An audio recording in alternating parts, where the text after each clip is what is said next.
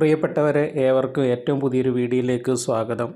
അപ്പോൾ കേന്ദ്ര സർക്കാരിൻ്റെ ഒരു പ്രധാനപ്പെട്ട പദ്ധതി നമ്മൾ കഴിഞ്ഞ കുറച്ച് ദിവസത്തിന് മുമ്പ് വീഡിയോ ചെയ്തിരുന്നു.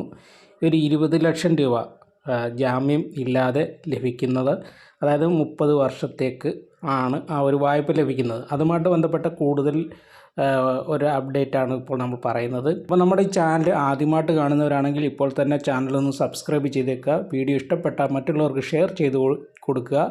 അതുപോലെ തന്നെ നിങ്ങളുടെ വിലയേറിയ അഭിപ്രായങ്ങളും നിർദ്ദേശങ്ങളും സംശയങ്ങളും ഒക്കെ തന്നെ വീഡിയോയുടെ കമൻറ്റ് ബോക്സിൽ രേഖപ്പെടുത്താൻ മറക്കാതിരിക്കുക. നമ്മുടെ പ്രധാനമന്ത്രി നരേന്ദ്രമോദിജിയുടെ സ്വപ്ന പദ്ധതിയാണ് ഇത്. അതായത് 20 ലക്ഷം രൂപ വീട് വയ്ക്കുന്നതിന് വേണ്ടി ഒരു ജാമ്യവും ഇല്ലാതെ ലഭിക്കുന്ന പദ്ധതിയാണിത്. അതുപോലെ തന്നെ ഈ പദ്ധതിയിൽ പലിശ ഇല്ല എന്നുള്ളതാണ് ഏറ്റവും വലിയ ഒരു ആശ്വാസമായിട്ട് വരുന്നത്.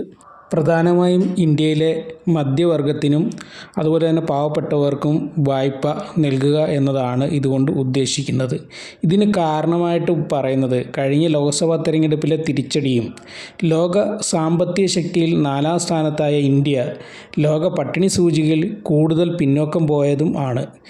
150 കോടി ജനങ്ങൾ അധിവസിക്കുന്ന നമ്മുടെ ഭാരതത്തിൽ വരുമാനത്തിൻ്റെ പകുതിയും വെറും 100 പേരടങ്ങുന്ന ശതകോടീശ്വരന്മാരുടെ കയ്യിൽ ആണെന്നുള്ളതും ഞെട്ടിക്കുന്ന കാര്യമാണ്. അതിനാൽ തന്നെ ഭൂരിപക്ഷം വരുന്ന മധ്യവർഗത്തിൻ്റെ സാമ്പത്തികമായും ജീവനപരവുമായ അടിസ്ഥാന കാര്യങ്ങൾ പുനരുജ്ജീവിപ്പിക്കുന്നതിന് ഇങ്ങനെയുള്ള വായ്പ കൊണ്ട് സാധിക്കുമെന്ന തിരിച്ചറിവ് കൂടി ഇതിന് പിന്നിലുണ്ട്. അതുപോലെ തന്നെ വിപണിയിലെ ഇടപെടൽ കൂടെ, അതായത് വാങ്ങൽ വർദ്ധിപ്പിക്കുക, ആളുകൾക്ക് ഈ ഒരു വായ്പ കൊടുക്കുന്നതോടുകൂടി കൂടുതൽ വിപണിക്ക് ഒരു ചലനം ഉണ്ടാക്കുക എന്നുള്ള ഒരു ഉദ്ദേശം കൂടി ഈ ഒരു പദ്ധതിക്കുണ്ട്. ഏറ്റവും പാവപ്പെട്ടവരെക്കാൾ മധ്യവർഗത്തിനായിരിക്കും ഈ വായ്പ ഏറെ പ്രയോജനം ചെയ്യുക. റിസർവ് ബാങ്ക് അംഗീകാരമുള്ള ബാങ്കുകൾ വഴിയായിരിക്കും പദ്ധതി നടപ്പിലാക്കുക. ഗുണഭോക്താവിൻ്റെ തിരിച്ചടവ് ശേഷി പരിശോധിച്ചായിരിക്കും വായ്പ തുക നിർണ്ണയിക്കുക. അതായത് എല്ലാവർക്കും 20 ലക്ഷം രൂപ കിട്ടണമെന്നില്ല. സാധാരണ വായ്പകൾ പോലെ സിബിൽ സ്കോർ ഉൾപ്പെടെ വായ്പ നൽകുമ്പോൾ ആവശ്യമാകുന്ന മാനദണ്ഡങ്ങളെല്ലാം ഇതിനും ബാധകമായിരിക്കും.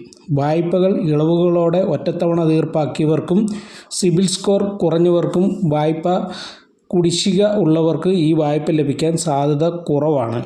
ഈ പദ്ധതി 2025 ഫെബ്രുവരിയിൽ കേന്ദ്ര സർക്കാർ ബജറ്റിൽ ഔദ്യോഗികമായി പ്രഖ്യാപിക്കും.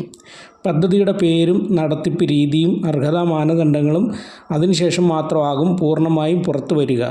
പാവപ്പെട്ടവർക്ക് ഏറെ ഉപകാരപ്പെട്ട ഉജ്ജ്വൽ യോജനയുടെയും PMAY പദ്ധതിയുടെയും പ്രയോജനം കൂടുതൽ പേരിലേക്ക് എത്തിക്കുന്നതിന് കൂടുതൽ രജിസ്ട്രേഷനും ബജറ്റിൽ പ്രഖ്യാപിക്കും.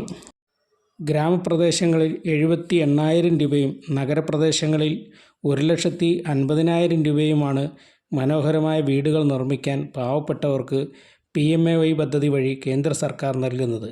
കേരളത്തിൽ ഇത് PMAY പദ്ധതിയിൽ ഉൾപ്പെട്ടവർക്ക് ബാക്കി തുക സംസ്ഥാനം നൽകി ഓരോ വീടിനും 4 ലക്ഷം രൂപ ആക്കി നൽകുന്നു. അങ്ങനെ ചെയ്യുന്നത് ലൈഫ് പദ്ധതി വഴിയാണ്. അപ്പം ഇത്രയും കാര്യങ്ങളാണ് ഇതുമായിട്ട് ബന്ധപ്പെട്ട് പറയാനുള്ളത്. കൂടുതൽ അപ്ഡേറ്റ് വരുമ്പോൾ നമ്മൾ വീഡിയോ ചെയ്യും. ഓക്കെ, വീഡിയോ ഇഷ്ടപ്പെട്ടാൽ മറ്റുള്ളവർക്കൊന്ന് ഷെയർ ചെയ്ത് കൊടുക്കുക.